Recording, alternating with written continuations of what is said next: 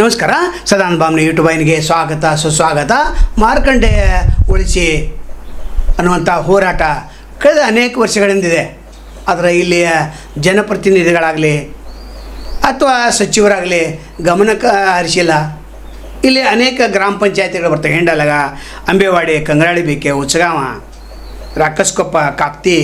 ಈ P D ಒಗಳು ಕೂಡ ಅನೇಕ ಸಲ ಕೃಷ್ಣ ಹಿತ್ತಲಮನಿಯವರು ಮನವಿಯನ್ನು ಕೂಡ ಕೊಟ್ಟಿದ್ದಾರೆ. ಹೋರಾಟಗಾರರು ಮಾರ್ಕಂಡೇಯ ನದಿ ಯಾವ ರೀತಿ ಇನ್ನೊಂದು ನಾಲ ಆಗಬಾರ್ದಂತ, ಬಳ್ಳಾರಿ ನಾಲ ಆಗಬಾರ್ದಂತ ಅವರು ಹೋರಾಟ.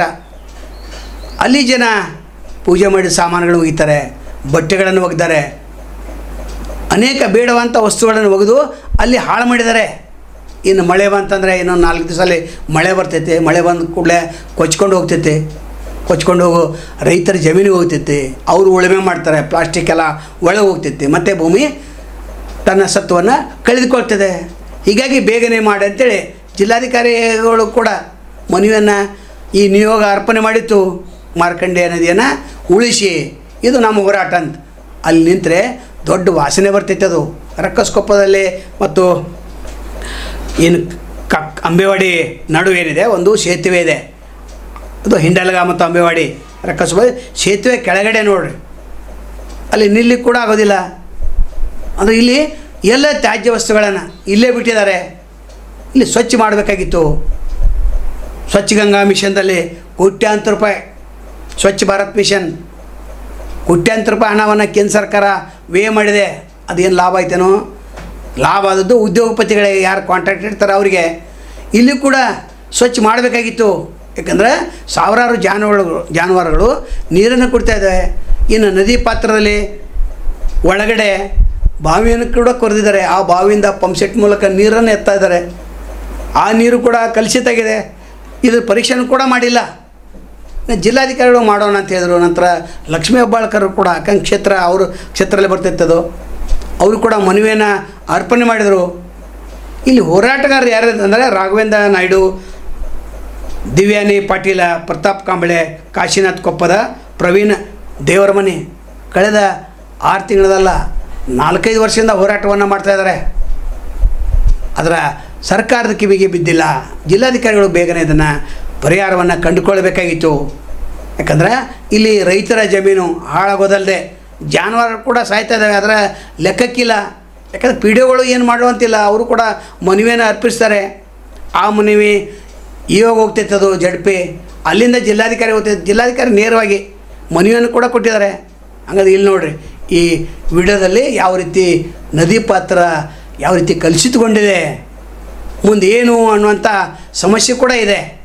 ಮಳೆಗಾಲ ಬಂದ ನಂತರ ಎಲ್ಲ ಸಮಸ್ಯೆ ಬಗೆಹರ್ತೈತೆ. ಯಾಕಂದರೆ ಎಲ್ಲ ಕೊಚ್ಕೊಂಡು ಹೋಗ್ತೈತೆ. 60 ಕಿಲೋಮೀಟರ್ದಿದು. ಇದು ಖಾನಾಪುರ ತಾಲೂಕಿನ ಬೈಲೂರು ಹತ್ತಿರ ಇದು ಮಾರ್ಕಂಡೇಯ ನದಿ ಸಣ್ಣ ಪ್ರಮಾಣದಲ್ಲಿ ಹುಟ್ಟಿ ರಕ್ಕಸ್ಕೊಪ್ಪ ಒಂದು ದೊಡ್ಡದಾಗ್ತೈತಿ. ಅಲ್ಲಿಂದ ಘಟಪ್ರಭಾ ನದಿಗೆ ಹರಿತೈತೆ. ಅದು ಅಲ್ಲಿ ಕೂಡ ಕೊಳಚೆ ನೀರನ್ನು ಬರ್ತಾಯಿದೆ. ಬೇಗನೆ ಇದನ್ನು ಪರಿಹರಿಸಬೇಕು. ಇನ್ನು ಕೃಷ್ಣ ಹಿತ್ತಲಮನಿ ಅವ್ರು ಏನು ಹೇಳಿದ್ದಾರೆ ಅದನ್ನು ಕೇಳಿಸ್ಕೊಂಡು ತಮ್ಮ ಸಂಘಟನೆಗಳ ಜೊತೆ ಯಾವ ರೀತಿ ಸ್ವಚ್ಛತಾ ಕಾರ್ಯಕ್ರಮಗಳನ್ನು ನಡೆಸಿದ್ದಾರೆ. ಇದು ಪಿ ಡಿ ಒ ಮಾಡ್ಬೋದಿತ್ತು ಅಥವಾ ನರೇಗಾದಲ್ಲಿ ಮಾಡಿಸ್ಬೋದಿತ್ತು. ಅದನ್ನು ಯಾವುದೂ ಮಾಡಿಸಿಲ್ಲ. ಒಟ್ಟಾರೆ ಇದಕ್ಕೆ ದೊಡ್ಡ ಮೊತ್ತದ ಅಮೌಂಟನ್ನು ತೆಗೆದಿಟ್ಟು ಒಂದೇ ವಾರದಲ್ಲಿ ಇದನ್ನು ಸ್ವಚ್ಛಗೊಳಿಸಬೇಕು. ಸರ್ಕಾರ ಎಚ್ಚೆತ್ತುಕೊಳ್ಬೇಕು. ಮತ್ತು ಸಂಬಂಧಿಸಿದಂಥ ಯಾವುದೇ ಇಲಾಖೆ ಇರಲಿ ಇಲ್ಲಿ ಬಂದು ವೀಕ್ಷಣೆ ಮಾಡಬೇಕು ಮತ್ತು ಸರ್ವೆ ಮಾಡಿ ಬೇಗನೆ ಪರಿಹಾರವನ್ನು ಕಂಡುಕೊಳ್ಬೇಕು, ಸ್ವಚ್ಛತೆಯನ್ನು ಮಾಡಬೇಕಂತೇಳಿ ಏನು ಮಾರ್ಕಂಡೇಯ ಸೇವ್ ಮಾರ್ಕಂಡೇಯ ಉಳಿಸಿ, ಮಾರ್ಕಂಡೇಯ ನದಿಯನ್ನು ಸ್ವಚ್ಛ ಮಾಡಿ ಅಂತೇನು ಹೋರಾಟಗಾರದ ಅವ್ರ ಬೇಡಿಕೆಗೆ ಸರ್ಕಾರ ಸ್ಪಂದಿಸಬೇಕು. ಯಾಕಂದರೆ ಸಾವಿರಾರು ಜನರ ಜೀವನ ನಡೆಯೋದು, ಸಾವಿರಾರು ರೈತರು ಇದನ್ನು ಅವಲಂಬಿಸಿದ್ದಾರೆ. ಕುಡಿಯೋ ನೀರು ಕೂಡ ಇದೆ. ಮಕ್ಕಳು ನೀರನ್ನು ಕುಡಿದ್ರೆ ಆಘಾತವಾಗುವಂಥ ಸಾಧ್ಯತೆ ಕೂಡ ಅಲ್ಲಗಳಂತಿಲ್ಲ. ಒಟ್ಟಾರೆ ಎಲ್ಲರ ಹಿತದೃಷ್ಟಿಯಿಂದ ಇದನ್ನು ಬೇಗನೆ ಸ್ವಚ್ಛಗೊಳಿಸಬೇಕು. ಈಗ ವಿಡಿಯೋ ನೋಡಿ ಕೃಷ್ಣ ಹಿತ್ತಲಮನಿ ಏನು ಮಾತಾಡಿದ್ದಾರೆ ಅಂತ. ನಮಸ್ಕಾರ. ಈಗ ನಾವು ನಿಂತಿರೋ ಜಾಗ ಯಾವುದು ಚರಂಡಿ ಅಲ್ಲ, ಯಾವುದು ಮೋರಿ ಅಲ್ಲ. ಇದು ನಾವು ನಿಂತಿರೋಂಥ ಜಾಗ ಅಂತಂದರೆ ಒಂದು ಮಾರ್ಕಂಡೇಯ ಅನ್ನೋ ನದಿ. ಈ ನದಿ ವ್ಯವಸ್ಥೆ ನೋಡಿದರೆ ನಿಮಗೆಲ್ಲ ಗೊತ್ತಾಗ್ತಾ ಇದೆ ಯಾವ ರೀತಿ ಇಲ್ಲಿ ಪ್ಲಾಸ್ಟಿಕ್ಕು, ಆಮೇಲೆ ಬೇರೆ ಬೇರೆ ರೀತಿಯ ಬಟ್ಟೆ ಬರಿಗೋ ಎಲ್ಲ ಎಸೆದು ಬಿಟ್ಟಿದ್ದಾರೆ. ಏನಪ್ಪ ಅಂತಂದರೆ ಈ ಕಡೆ ಈ ನಮ್ದು ಈ ಸೈಡ್ ರೈಟ್ ಸೈಡ್ ನೋಡಿದರೆ ಹಿಂಡಲ್ಗ ವ್ಯಾಪ್ತಿ ಬರುತ್ತೆ. ಈ ಸೈಡ್ ನೋಡಿದ್ರೆ ಅಂಬೇವಾಡಿ ಊರು ಬರುತ್ತೆ. ಅದ್ರ ಮಧ್ಯದಲ್ಲಿ ಇದು ಇರುವಂಥ ಒಂದು ಸೇತುವೆ ಅಡಿಯಲ್ಲಿ ನಾನು ನಿಂತಿರೋದು. ಈಗ ಏನಪ್ಪ ಅಂತಂದರೆ ಈ ವಿಷಯ ಏನಂತಂದರೆ ಇಲ್ಲಿ ಏನು ಇದನ್ನು ಕಸ ಕಡ್ಡಿ ಆಗಲಿ, ಆಮೇಲೆ ಇದು ಏನು ಪ್ಲಾಸ್ಟಿಕ್ ಆಗಲಿ, ಇಲ್ಲಿ ಇರ್ತಕ್ಕಂಥ ಮೂರ್ತಿಗಳಾಗಲಿ, ಪೂಜೆ ಮಾಡಿದಂಥ ಸಾಮಾನುಗಳಾಗಲಿ, ಇಲ್ಲಿ ಇದು ಏನಪ್ಪ ಅಂತಂದರೆ ನದಿಯಲ್ಲ, ಇದು ಪೂರ್ತಿಯಾಗಿ ಏನಪ್ಪ ಅಂತಂದರೆ ಚರಂಡಿ ಆಗಿ ಹೋಗ್ಬಿಟ್ಟಿದೆ. ಇಲ್ಲಿ ಯಾರು ಏನಪ್ಪ ಅಂತಂದರೆ ಇದಕ್ಕೆ ಸಂಬಂಧಪಟ್ಟ ಇಲಾಖೆ ಅಧಿಕಾರಿಗಳಾಗಲಿ ಅಥವಾ ಇಲ್ಲಿ ಗ್ರಾಮ ಪಂಚಾಯತ್ ವ್ಯಾಪ್ತಿಯಲ್ಲಾಗಿರುವಂತಹ ಯಾವುದೇ ಅಧಿಕಾರಿ ಆಗಲಿ ಇಲ್ಲಿ ನೋಡ್ತಾ ಇಲ್ಲ ಅನಿಸುತ್ತೆ. ಯಾಕಂತಂದರೆ ಇದು ವ್ಯವಸ್ಥೆ ನೋಡಿದರೆ ಇಲ್ಲಿ ಇದು ನೀರು ನೋಡಿದರೆ ಕೆಟ್ಟ ವಾಸನೆ ಹೊಡ್ತಾ ಇದೆ.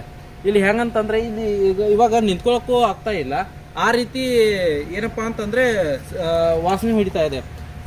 ಇದು ಆದಷ್ಟು ಬೇಗ ಇಲ್ಲಿ ಸಂಬಂಧಪಟ್ಟ ಅಧಿಕಾರಿಗಳು ಇಲ್ಲನ್ನು ಭೇಟಿ ನೀಡಿ ಈ ಪೂರ್ತಿ ನದಿಯನ್ನು ಸ್ವಚ್ಛಗೊಳಿಸುವಂಥ ಕೆಲಸ ಮಾಡಬೇಕು.